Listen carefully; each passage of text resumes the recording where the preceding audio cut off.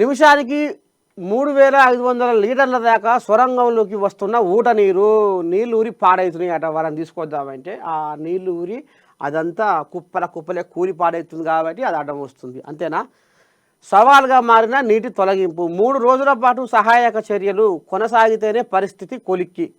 NDRF, SDRF, army, Hydraa ఆధ్వర్యంలో సహాయక చర్యలు.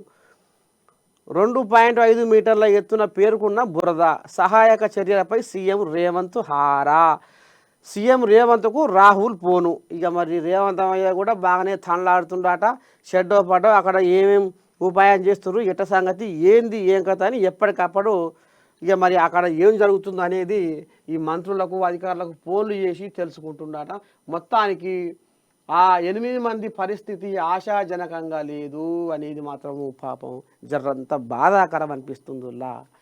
ఎందుకంటే ఏ తల్లి బిడ్డలో ఇవాళ పొట్టతిప్పల కోసము ఈ భూతల్లి పొట్టలో జొరబడి ఈ రకంగా పనులు చేస్తుర్రు.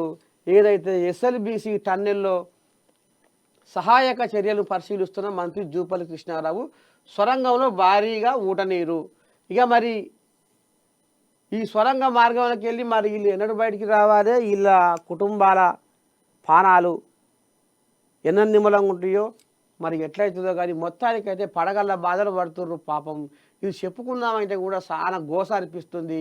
మరి వీళ్ళు క్షేమంగా ఆ భగవంతుని పుణ్యాన క్షేమంగా ఇవాళ మరి వీళ్ళు బయట పడాలి, బట్ట కట్టాలి అని మనం